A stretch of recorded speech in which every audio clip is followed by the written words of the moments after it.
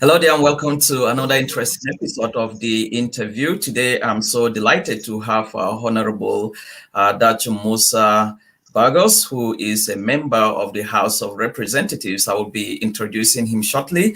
This is going to be yet another interesting conversation. So I'm so delighted that you decided to be part of this. As I always do, I encourage you to actively participate. You can contribute to the discussion. You can comment, and if you have any questions that you want directly, you want to forward that to the honorable member, you feel free to do that, and he will be delighted to answer your questions. So once again, I'm so delighted that you decided to join me. I'll be introducing my guests shortly.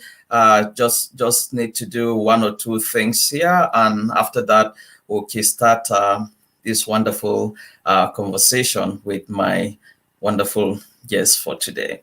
Okay, just give me 1 second, and I'll do that.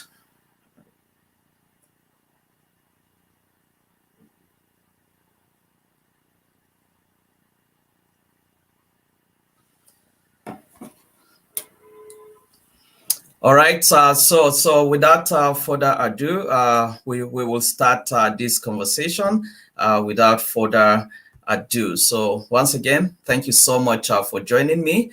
This is the interview. I'm waiting for Honorable Bagos. He seems to have gone away. As soon as he's back, we will start this conversation. As we wait for him, I will encourage you to share this video so that other people will be able to follow the conversation. Go ahead and share this video and on your wall so that others will be able to follow us as we have this wonderful conversation. And if you are new to this, I encourage you to check out the YouTube channel, all the previous interviews. This is the 30th episode. All the previous interviews are found on YouTube. So the name of the channel is The Interview, and you'll be able to see that. And you can also check my Facebook page here. It has a link to the YouTube channel. So once again, I appreciate your time. I appreciate you joining us today. Let me try to introduce my guest before he takes his seat. All right, so yeah, he's back. So you just need to unmute yourself so that we'll start the conversation. All right, so just as I said, today I'm so delighted to have Honorable Dachung Bagos, who is the member representing Jos South and Jos East federal constituencies in Nigeria's Federal House of Representatives. Among many things, Honorable Bagos is a renowned humanitarian, a philanthropist, youth activist, an anti-corruption expert, and he does a lot of things. He wears a lot of caps.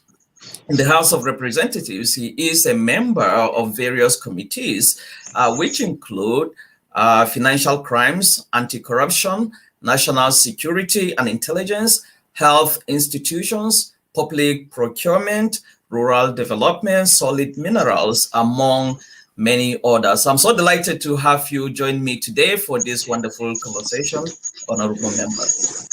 Yeah, thank you, Reverend Kajan. Delighted to be here as well, and trusting God that this avenue will be that which we enlighten ourselves, not just that, towards making our country better, and with my slogan in equipping the next generation, that the next generation will be built from this discussion today. All right. Thank you so much. I'm so delighted. So without further ado, I want to start us off by talking about politics. You're a politician. You're a member of the People's Democratic Party. That was the party you were elected under, and that is the party that you belong to. I want to just ask, I'm curious, what motivated you to go into politics in the first place? Yeah, well, as long as that might be, what really motivated me to go into politics is after looking at what one has been going through growing up as an orphan, looking at other opportunities and other areas to see how we can reach out to our people. Because when we started a foundation uh, Dachung Bagos Foundation, trying to reach out to the less privileged, orphans, widows, and into community development, so on and so forth.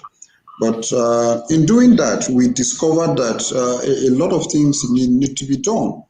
There are areas that we need government to really come in, and there are areas that we need some amendments of some laws that to enable the less privileged access a lot of things. And when we discover that it's only through being part of the people making such decisions, we decided to collectively get into politics with the voice of the people. Hmm. That is so interesting and good to know. Your campaign was Plateau Youth Project with the slogan "Equipping the Next Generation," and you Yeah. seem to have been very successful in rallying the youth around you, not only in Plateau State but at the national level. So the question is, what is your vision for Nigerian youth in general, and specifically for Plateau youth? Yeah, my vision, especially in respect to our dream of equipping the next generation, basically trying to see that we don't just remain with the normal saying that the youths are leaders of tomorrow. That one of the things and the cardinal points that I've been encouraging the youths and what I want us to carry from even my mandate is that as youths, we are leaders of today, preparing for our tomorrow. Because I've encouraged the youths and we've been talking to the youths that look, whatsoever it's happening now, it's a mark of foundation of what will happen tomorrow. And what we are going through today is as a result of what happened yesterday. So if what happened yesterday is not beneficial or much beneficial to us today, we must be involved in preparing tomorrow by being part of today.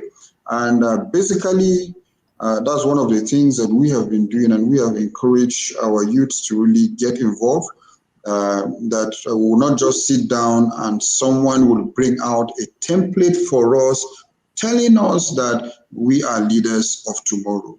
And as leaders of tomorrow, what are you doing about us being leaders of tomorrow? We want to be part of the process so that when we get to tomorrow, we know that really what we are seeing in that tomorrow, we were part of it yesterday. Hmm. That is so powerful and profound. And given your vision, still talking about your vision for youth empowerment, and youth are not just the leaders of tomorrow, they are actually the leaders of today, as you have said severally. So my question to you, do you think that the NSAS protest is the right path for the youth to take in achieving this goal? Yeah, well, not really. One thing with the NSAS process, NSAS protest, to me, I looked at it was as a result of negligence of what was not done right yesterday. And with the enlightenment and consciousness of the youth today, it has made them to understand that many things that were done yesterday is no longer beneficial to them. So the NSAS protest wasn't an issue of changing government, but it was a voice of the oppressed. People were tired of a lot of things that needs to be done right, starting from the police brutality and which moved to good governance and so on and so forth. So to me, the NSAS protest was a voice of the oppressed, of which definitely when you push something to the wall, it will bounce back to you, and invariably It's something that we need to articulate and listen to those voices that came out of the NSAS protest. That what do we need to do to articulate issues that were raised from the NSAS protest today, so that tomorrow it will not be another NSAS protest. Because if we neglect the oppressed voices from the NSAS protest, God forbid that we have end Nigeria tomorrow as a result of our negligence today. And talking about, the oppressed, and also, the voice of the oppressed and negligence, did you actually think that both the executive arms of government and the executive and legislative arms of government actually listen to the cries of these people that feel they're oppressed? And if they have, what practical steps have they taken since the NSAS protest began last year? Yeah, well, you know that issues with government have to be very, they are systematic and at some point diplomatic, and at a point are driven by an ideology. And I believe, and I strongly believe, that the voices of the oppressed that came out of the NSAS protest has been loudly heard, and we have been as National Assembly members, we have been engaging government through motions from the floor of the House to see how they will address the issues that were raised from the NSAS protest. And ours as National Assembly members is to oversight what the executive are doing to be able to bring solution to issues that has been raised from the NSAS protest. And that's why the National Assembly quickly have to amend the Police Act to bring in police reform as a result of the NSAS protest of police brutality. We have been able to look into a lot of issues, but the major challenge lies with the executive, of which oversight. And one of the major things that we have been talking to ourselves as legislators and lawmakers, that this time around we must, it's not an option, but we must oversight the National Assembly, the executive. We must look into issues of what we have been advising the executive to do. You see, motions from the National Assembly is an advisory role to the executive, while laws that became laws that the National Assembly members enacted is what to guide the executive to discharge its duties in giving people dividends of democracy. So these are two ways that we have been looking and we have been engaging the executive. And truth be told, that if executive at all fora and strata from 1999 till date, if they had been implementing 50% of resolutions and motions from the National Assembly, Nigeria could have been much more better than now. And that was the question, that was the follow-up question I wanted to ask. It is one thing for the legislative arm of government to implement or to have the oversight, using your words, to see that the executive does something, but it is another thing for the executive to be willing to enact those laws. So I want to ask you directly and frankly, do you think the current executive at the federal government, specifically the president of the country, is actually listening? Yeah, well, to me, whosoever is in authority and whosoever is in power, at one point or the other, has medium of feedback mechanism. So to me, whatsoever has been and that is happening in this country, the president and the executive, the entire executive at whom the president is oversighting, definitely has feedback mechanism through ministries, departments, and agencies. So they have, I believe that the president have heard all the cries of the people. We will say that he has not, because the cry is very, very loud. Hmm. The cry is really very loud. It is one thing for him to pay attention and be willing to Yeah. respond accordingly. You are one of the outspoken members, I must say, of the House of Representatives. You do not hesitate to hear your views on important national issues, either during plenary sessions or on national television. What makes you so audacious? Well, you see, I always tell people that I came to the National Assembly with a vote difference of 117,000. And with that 117,000, it signifies 117,000 voices. So if you hear me speak, and even as I'm speaking today, if you look behind me, there are 117,000 people standing behind me. So their voices have propelled me to speak because I am their representative. They have given me the mandate. They have put their voices together for me to say and to do what I'm doing.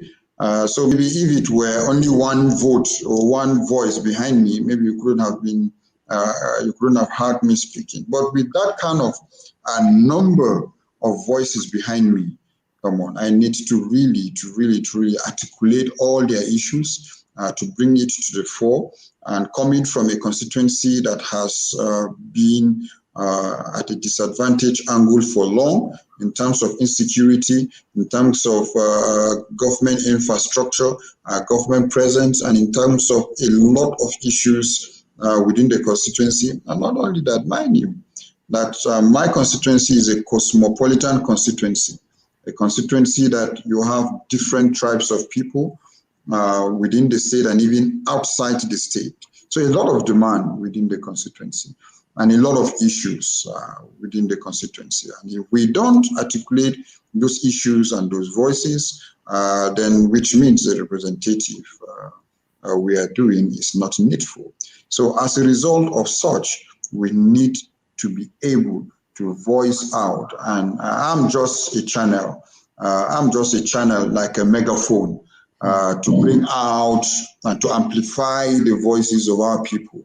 And we need to do it very, very loud, very, very loud.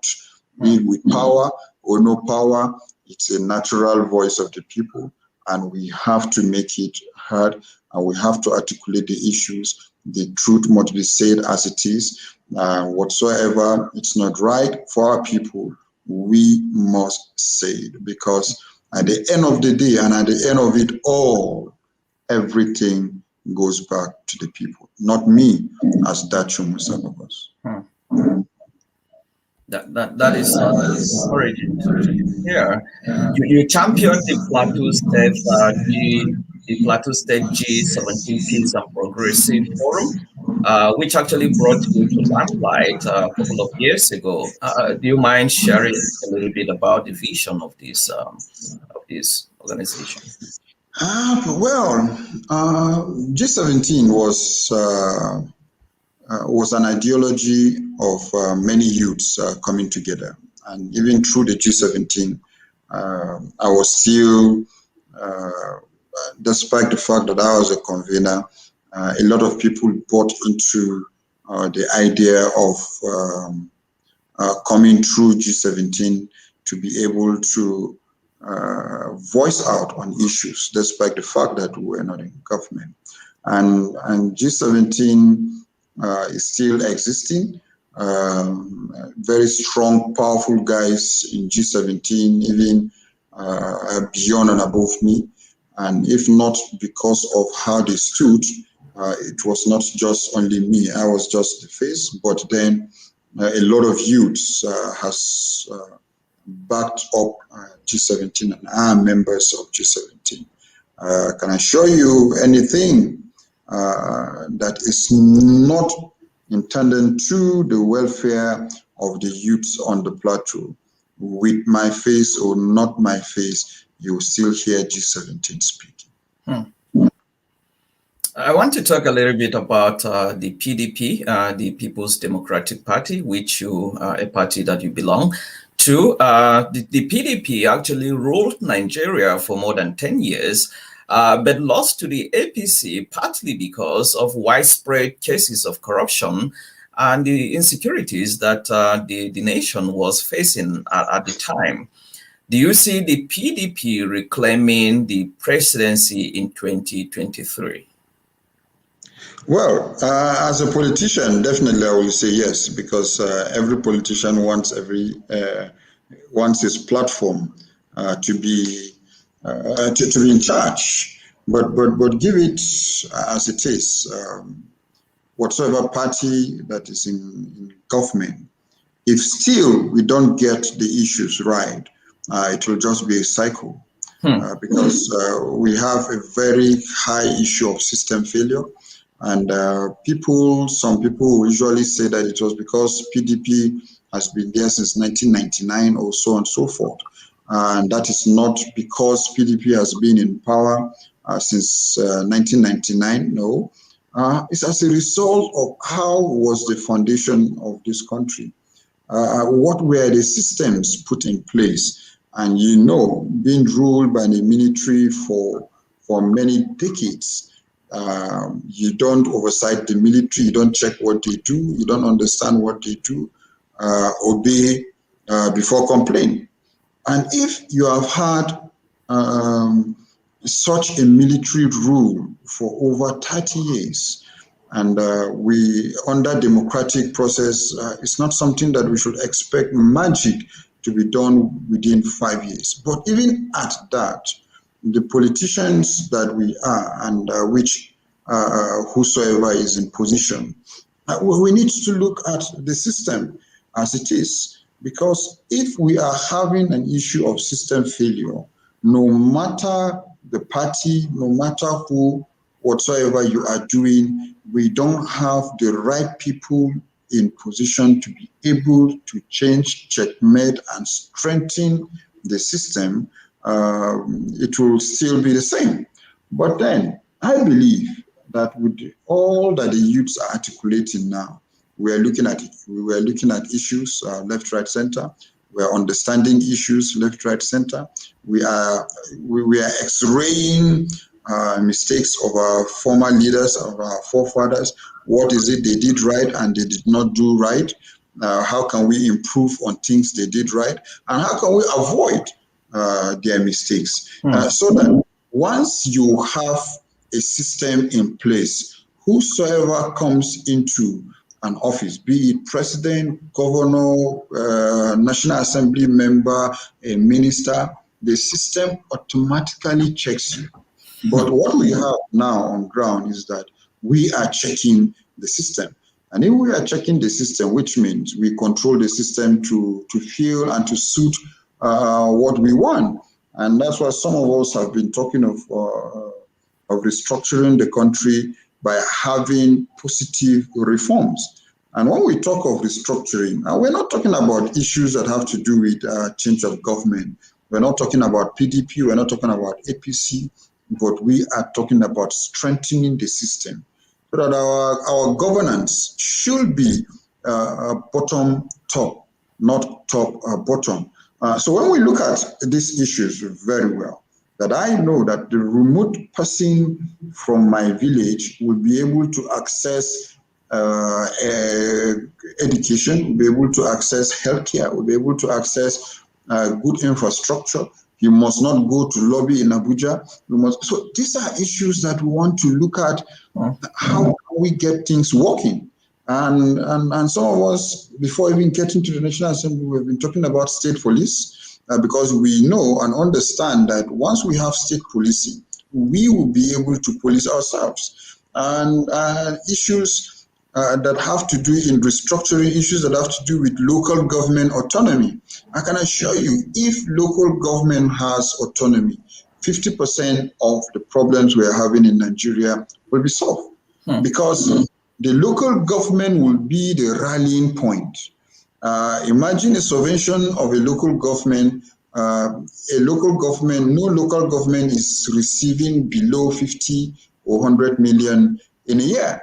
And if we have local government looking at being independent, looking at industrialization, looking at healthcare, looking at research, and so on and so forth, we will go a long way. I was telling some of them, I said, look, if we can just have an industry in a local government that can employ 100 to 200 people, multiply it by 774, it has taken off a lot of burden from the top, from the top and from the center, because people will start going down to the local government in terms of agriculture, in terms of healthcare, in terms of trying to get dividends of democracy in various areas. I can assure you, if local government has autonomy today, you will see a lot of National Assembly members going down to contest to be a local government chairman, because that is where you really have the people at the local level.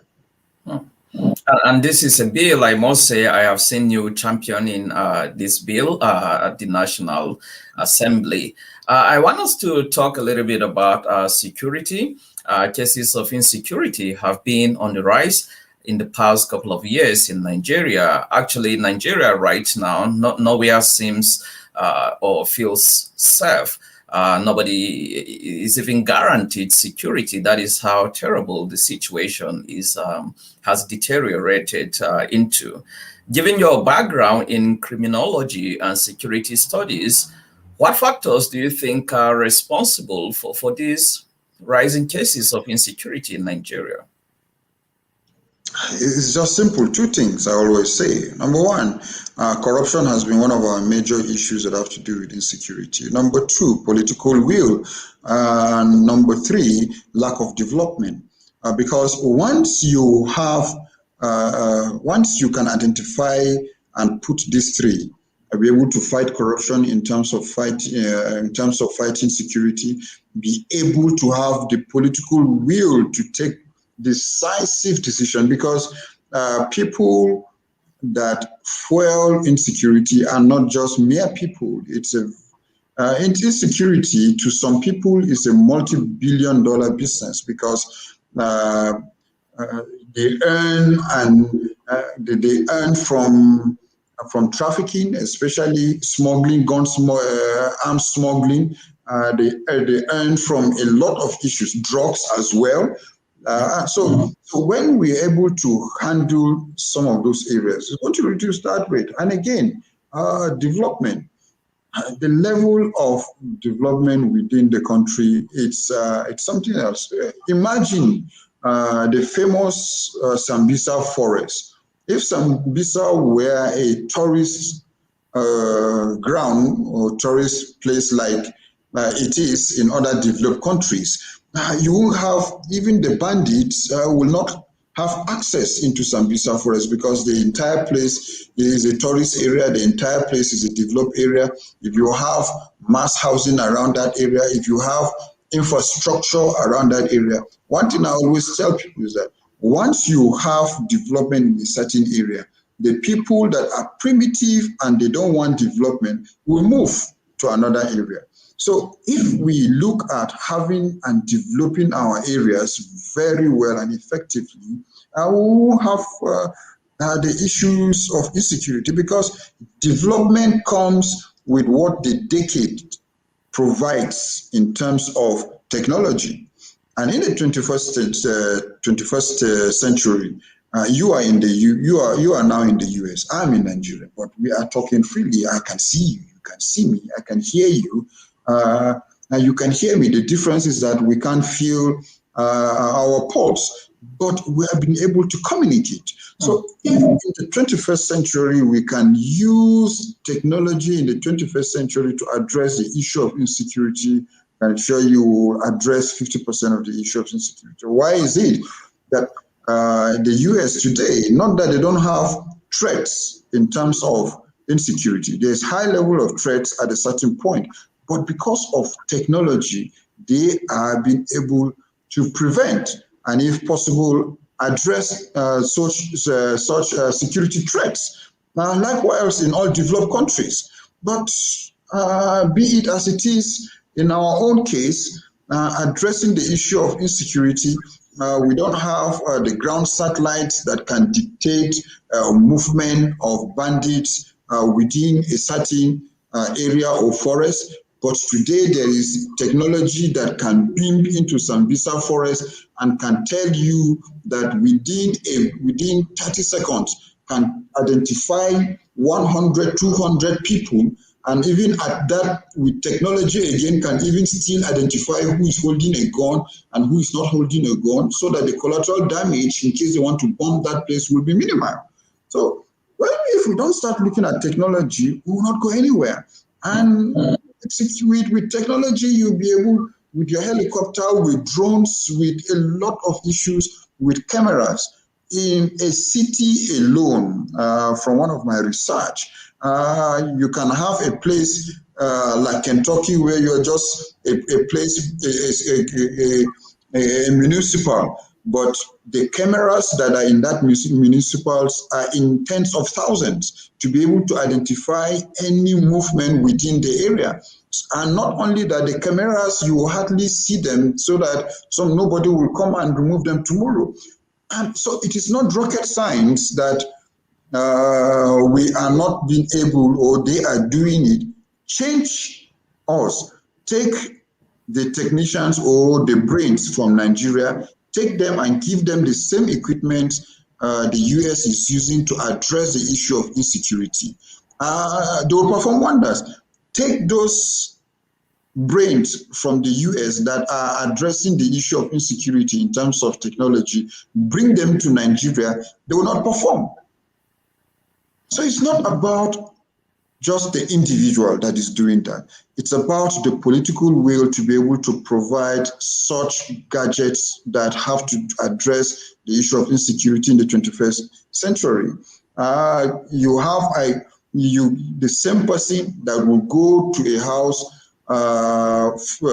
theft, and the house, no CCTV, he will escape. But if he enters another house that has CCTV, the CCTV will be able to identify him and get his movement in every area.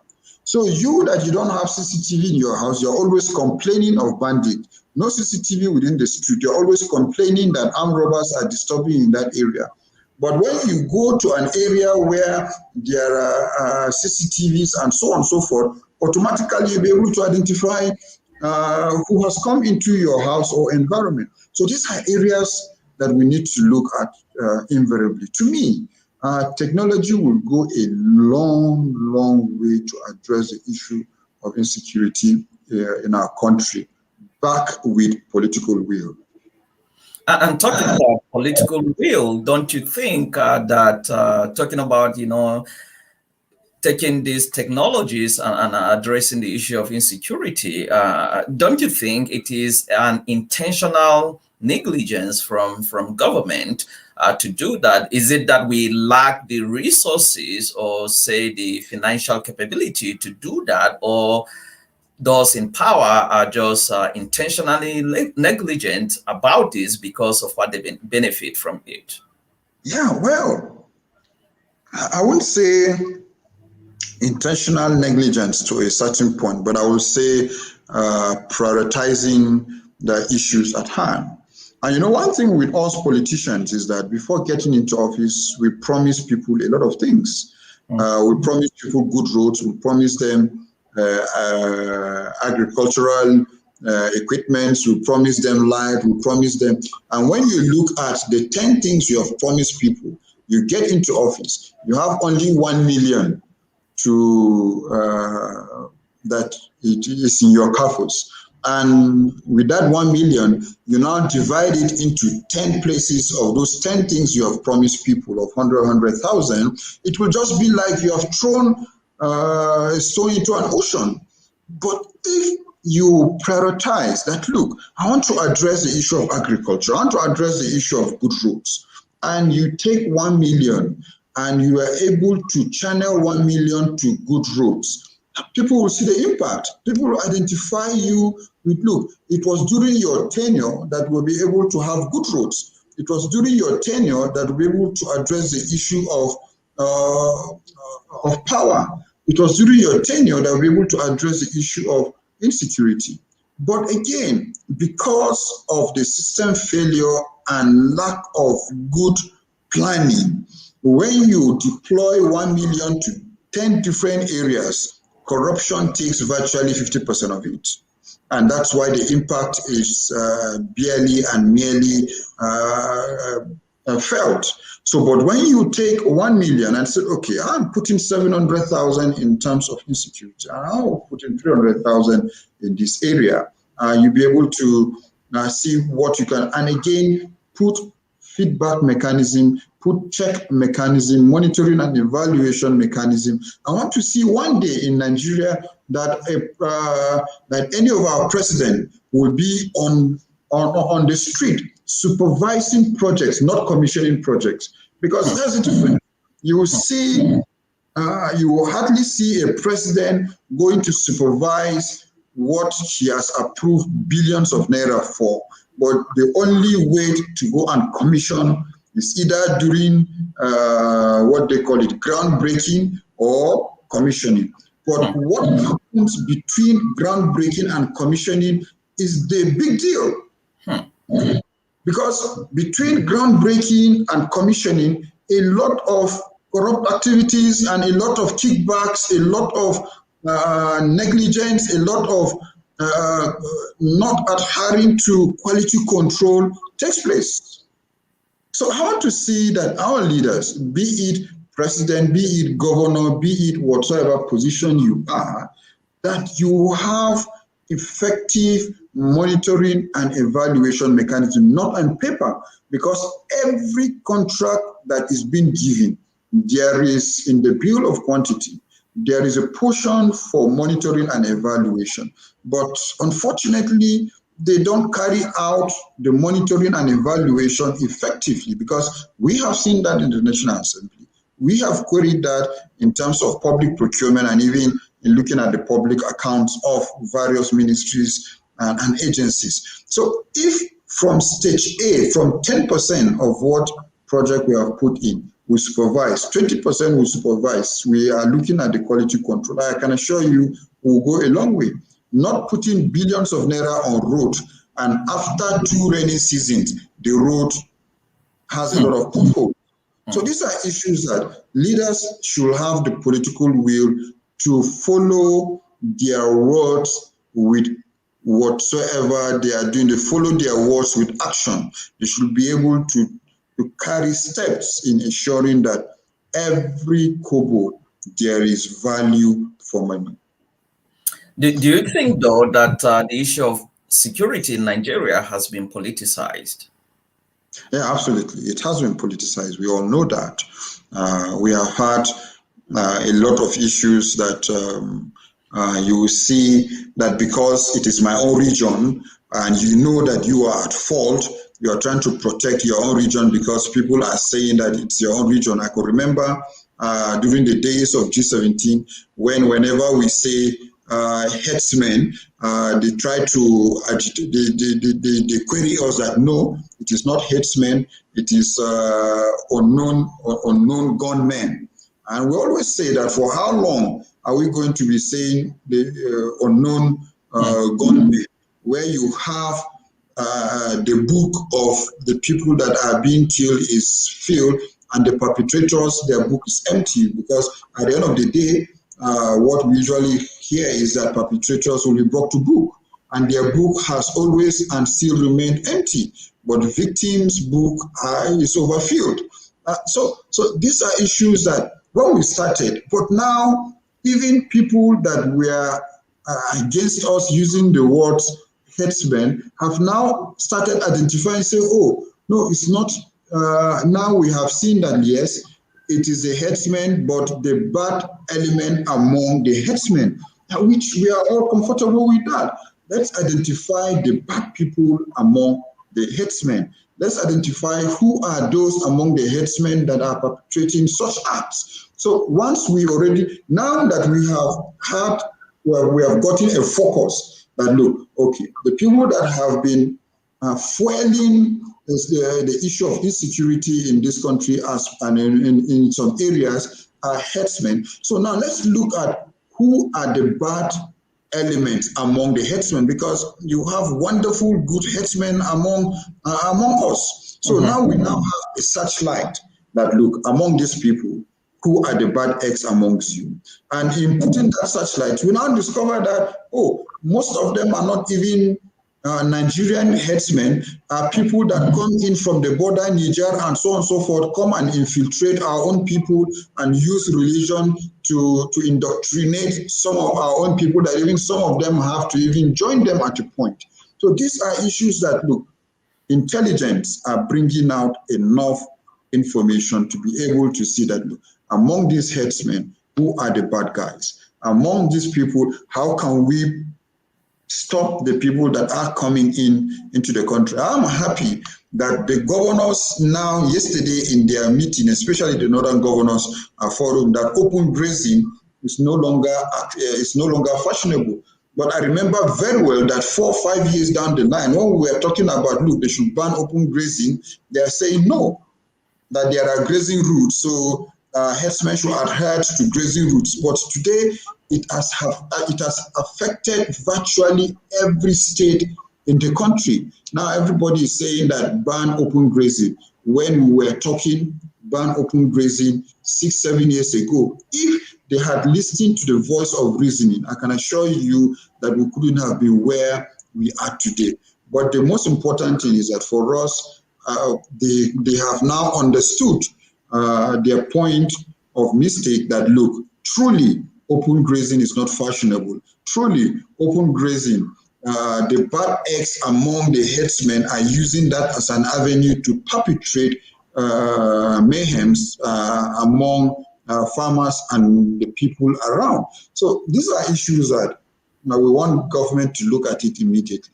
Now that they have identified that open grazing is bad to the system, what is the solution? And we have been saying, where are these people coming from? If they are coming through the borders, can we now say, if they are coming through the borders with their cattle, can we now say, look, among and within the borders, all the states, the northern states within the borders, create ranches along those states, so that when they are coming into the country, they are being absorbed into those ranches, so they will not be able to move into the society and into where people are living and to the farms. And once you do that, you are going to address a lot of issues, because you will be able to contain them. Because when you contain them, not just having ranches there, the ranches should have dairy farm. The ranches should have abattoirs as well, because that is where you'll be able to process milk down to the south. We'll be able to process meat down to the south. And so these are issues that when we start looking at how we can address these issues in tangent with the 21st century of how things are done. Look, these things are not peculiar to us. Even in the US, before it became United States, they have had issues of headers and even the people. And that's why today the issue of ranches in Texas and other places is so rampant. Because in those days, the Indians and so on, so moving with their horses, and so they usually have conflicts with it. But they realize that, look, open grazing, it is not fashionable.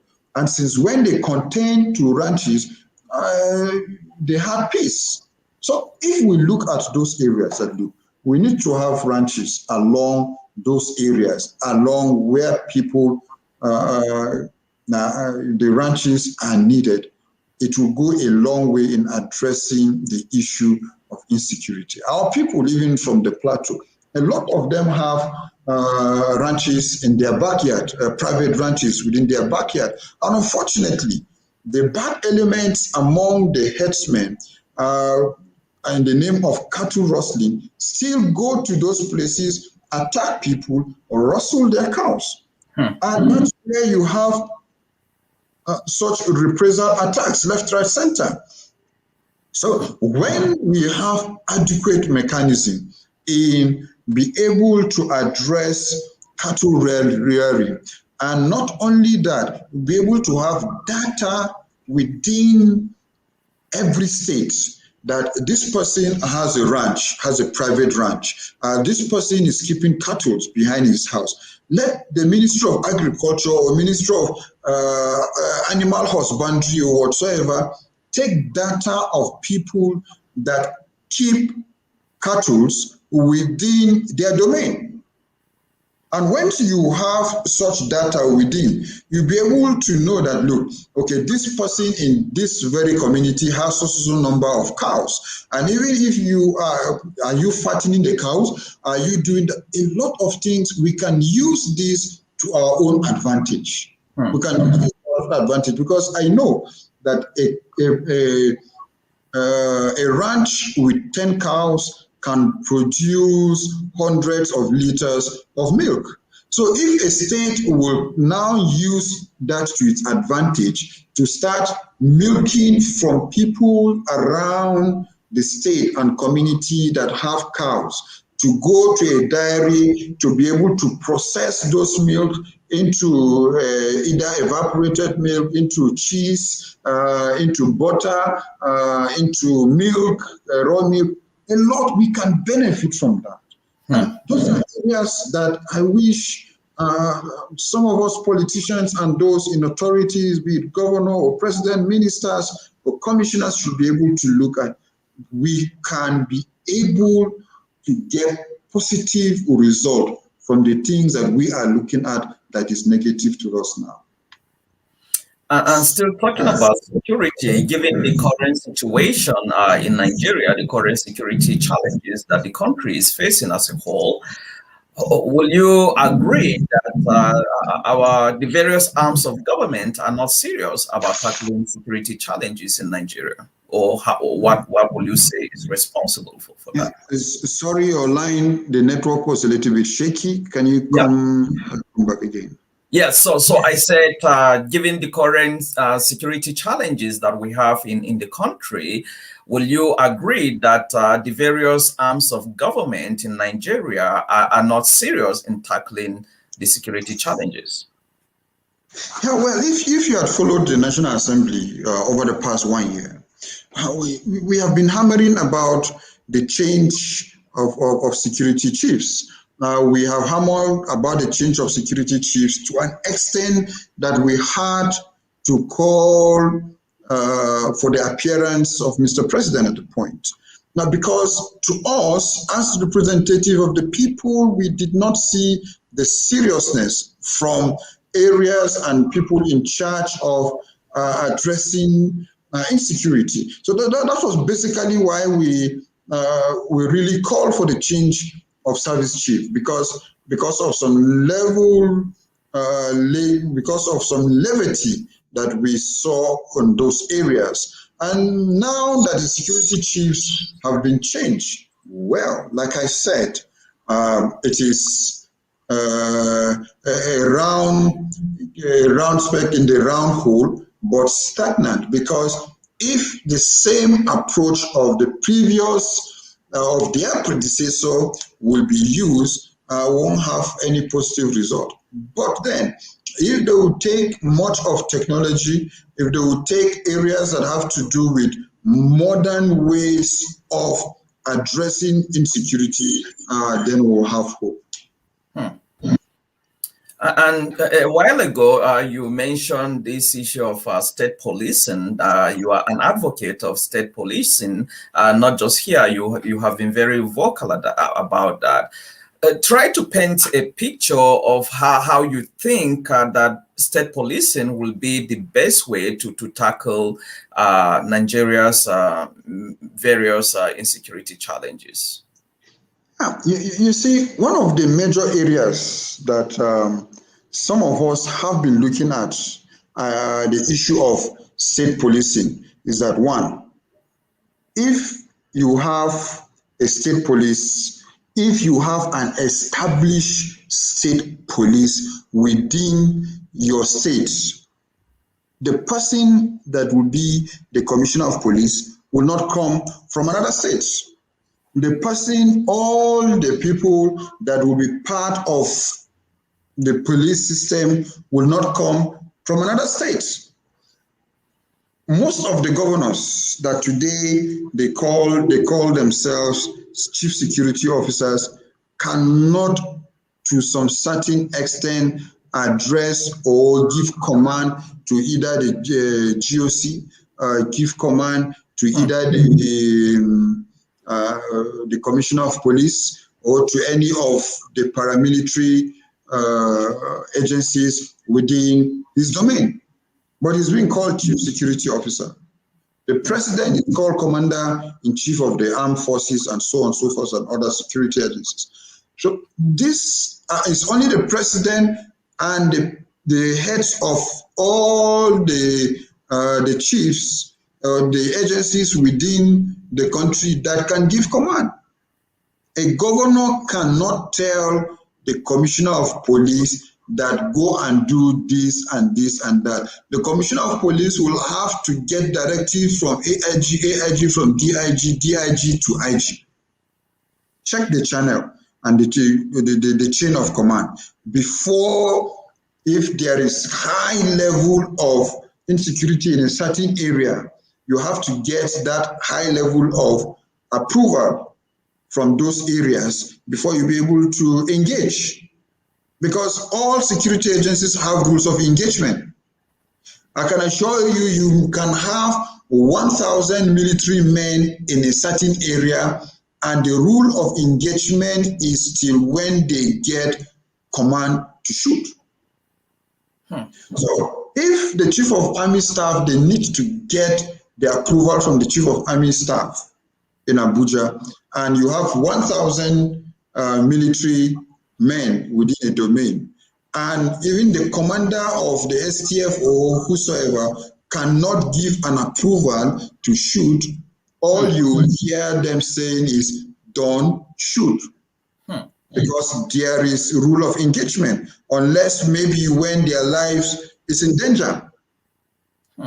So these are issues that, if we look at issue of state police, the state governor is within the state, and the chain of communication of command is just between whosoever is the commander of the state police and the governor.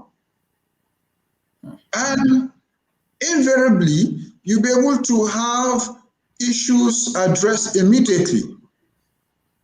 Issues that you hear, cases between the state, between the police and whatever the state and so on and so forth, because the police take it to the court, automatically become a state case or a federal government case. Even some issues that is being taken to any state command, the IG, if they are interested, or if a powerful politician is interested somewhere, that case or those victims will be transported from that state to the headquarters because of interests. But if the issue is within a state, you will not take it anywhere, because the state people that are within their jurisdiction will handle it within their jurisdiction. There are laws within the jurisdiction that will be able to address any other issue. Yes, we'll still have the federal police. The federal police will still be in every state, but there are jurisdiction. And that's why even in the US, you will see when an issue of terrorism takes place, you have even the municipal police, that's the sheriff, you have the state police, the state police, you have the federal police, you have the CIA, you have the FBI, and at a certain level, before the FBI will engage, they will have to get directives to be able to stand down the state police. That happens a lot. But we don't have those kind of chain of security structure within the country. So if we don't address security structure within the country, we will continue to have the same issue, the same cry, and people will just look. There are many cases of people that were arrested at one point or the other when we had the just crisis many years ago. But today, where are they? At one point or the other, they have been taken to somewhere because of it's either they will take them to court in Abuja, and before you know it, the issue have disappeared. But if it is through the state police and within the jurisdiction, we within the state will be seeing them, we will follow up the case, we will know that they are within the jurisdiction, that case is within the jurisdiction of the state. Nobody can order them to another place. So these are issues that when we start looking at restructuring the security architecture in our country, it's going to help us. We are not saying that we should be done with the federal police force, or we should be done with the DSS. DSS are doing an excellent job in gathering information. Anything you are doing within this country, DSS, NIO, they have information. But our problem has always been prevention and execution. But if it is gathering information, I'm very sure that the DSS are well professionals in gathering information. But the challenge is sharing information to prevent and execute. Because I know that in information gathering and intelligence, they have been able to infiltrate most of these people. And that's why you will hear pre-information that attack is taking place, is going to take place next tomorrow, or they have written a letter, or somebody were able to hear from their meeting, or something like that. And when the information is brought out and people say, somebody say, please neglect this thing, it's not true. Give it 1 week, 2 weeks, it happens just the way it was rumored. Unfortunately, yeah. Yeah, so if our security agencies bring out and the intelligence agencies bring out information, it is expected that proactive steps have been taken. Even what happened, I will be giving reference to the US because you are there in the US. Even what happened during 9/11, the bombing of 9/11 towards the World Trade Center and so on and so forth. Reports even came out that there were intelligence that something like this will likely happen. Intelligence were there at that high level. So it's to tell you that most issues that have to do with insecurity in this country, at least 60 to 70%, you have intelligence. But prevention and execution is usually our problem. I know I'm supposed to let you go, but I need to ask you this final question before I let you go, and it still revolves around this issue of security, which is a major big challenge, if not the number one challenge that the country, Nigeria, is facing at the moment. For the past decades or so, the issue of insecurity has been predominant in the north that you are part of. You are part of the northern part of the country. But recently, we have IPOT in the southeast, and also what is happening between in some communities in the southwest between Hasmin and Yoruba. So I just want to ask you specifically: are you concerned about with what is happening in the south, especially with IPOD, and also what we have seen in the last couple of weeks with the Fulani Hasmin and some of the Yoruba communities? Yeah, it's something that should really concern us. And if we just neglect it as a people and as a country, it will consume us one day. It's as a result of lack of confidence in addressing some of those issues that we have, that the entire Southwest states galvanized and brought out Amotekun. And to them, that system is what is working for them. Amotekun, from the back door, is state police. The fact that they are not bearing arms, but they are gathering intelligence.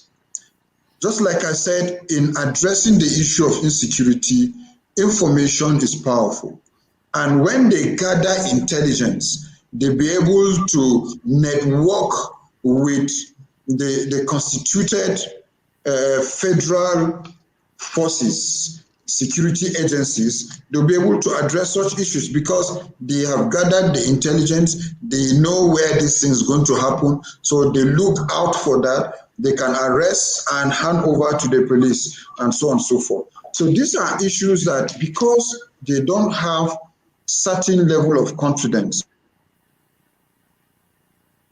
and that's why if at the federal level we don't start looking at having the state police, like I said, the issue might consume us at the end of the day. I support what the difference between Amotekun and IPOP. IPOP is calling for the division of Nigeria for Biafra, while Amotekun is talking about safeguarding the Southwest zone. So these are two different things that you should need to look into entirely. That dividing Nigeria at this particular point, there is no such kind of referendum within our constitution. And so having referendum that is not in the constitution, which means you are talking about civil war. And if you have not experienced war, you won't even talk about civil war. So, but what I expect us to do now as a people, that let's push through constitutional amendment to have referendum in the constitution. And once we have referendum, every zone that feels that, look, we want a referendum to be able to exist on our own can go ahead and start doing that. But when you don't have referendum in the constitution and you are agitating for your own zone, which means you are calling for civil war, because the federal government, without legality of your agitation, the federal government will not let you go, because no federal institution will be able to want to let any of its region go. It's just like what the Bible says, that out of your 100 sheep, if one get lost, you go after that one. So these are issues that I want us to look at. We can achieve whatsoever we want to achieve through legal means, through constitutional amendments, because through constitutional amendments, we will be able to restructure this country in a way that whatsoever that was discussed during the confab, the 2014 confab, whatever was able to discuss there, whatsoever agitation we have from from our various zones, we'll be able to achieve that regional government that we want to have. We'll be able to achieve resource control in our various states, because I, from Plateau, I know that we are into mining, we're into agriculture, we're into a lot of things. And if we put our efforts in doing that, majority of what we mine is being retained in the state, and the percentage in reverse of the 13% is being taken to the federal, I can assure you a lot of states will be developed. So these are issues that when we look at in restructuring the country, not about dividing the country, but restructuring the country, not about changing government. Once we have a legal structure in place, all we need in changing government is through the ballot box. And that was why when we were talking about the NSAS protest, because people were oppressed at a certain level, and that's why they had to voice out. But we need to articulate issues. Government needs to look at its issues squarely. That what are people saying? Because even in your own house, if you don't listen to your children will revolt against you one day. So, and I pray that once people have come of age, 200 million people is not a joke. And out of the 200 million people, more than 70% feel being oppressed. So if you don't look at an avenue of addressing the agitation from the 70% of what you have, then the aggression will be high. And I always say that, look, with the number of youths we'll bring out to the labor market every year, federal government don't have the capacity to employ them. The private sector as it is don't even have the capacity to employ them. What we need to look at is not just having a mono economy. What we need to look at is industrializing Nigeria, because you can have an industry in one state that can cater for over 10,000 people. And if 36 states have industries according to resources they have, according to if a plateau, we have a tomato market chain and industry that have to do into that, we know that it's going to boost agriculture. It's going to give a lot of people employment. And we look at the modernized way of not just mining tin in the state, processing tin, having a steel industry like we used to have the Jos Steel rolling mills, processing those products. And when we process, at the end of the day, putting it into use and exporting, that Plateau State government as a government is exporting tin, is exporting potatoes, is exporting processed issues from the state. With our dry inland port bringing other, we will be as self-sufficiently reliant as possible. But when we don't look at issues in that area, we just look at what the federal government gives us. Okay, imagine this. What they share as federal allocation to the entire 36 states is coming from not more than 10 states in the name of oil. So something that is coming from not more than 10 states in the name of oil, how can it be sufficient for 36 states? But if what is coming from those 10 states is being used in those 10 states, they'll be better off. If what is coming from my state is being used in my own state, I'll be better off. If tomorrow Plateau State discover oil, although in the next 30, 40 years, oil will be irrelevant, and discover such, we will be self-reliant and independent. And if a state has been able to produce, put its energy in producing cars, in producing this, and a state is able to make about 30 to 40% of the state to be a free trade zone, imagine the influx of businessmen that will come in just like Dubai. Why it is what it is today is like majority of Dubai is a free trade zone, but people come in and they pay tax. The population of the real indigenous of Dubai is not more than 800,000. Residents in Dubai is in millions of numbers. So those residents are the people that are making Dubai what it is. And the main indigenes they are enjoying the lavish life. Tomorrow, if the entire residents and visitors leave Dubai, the 800,000 people will enjoy all the infrastructure, although they won't have the capacity to maintain. And that's why you have those kind of influx of people. The reason being because they look at their economy, they do not make it to be a mono economy. You're able to open it up. And if states start looking at that, I can assure you that we will go very, very far. Honorable Bagos, it has been a delight speaking with you. Thank you so much for availing your time. I know you are very busy and you are about to go to another meeting, but thank you so much for making time to be part of this interview. I really appreciate your time and all your contributions. Thank you. Thank you. I appreciate you, Reverend, and I appreciate this opportunity. And to our viewers, and I believe that when we continue the conversation will translate into reality. And once it is a reality, the next generation that we are talking about will be better than this very generation. We shouldn't lose hope.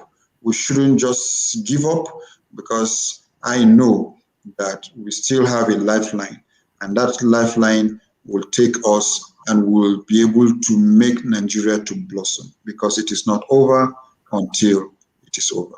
Thank you very much. Thank you so much for all our viewers that contributed and participated. Thank you so much. Until I come your way next time with another interesting episode of the interview.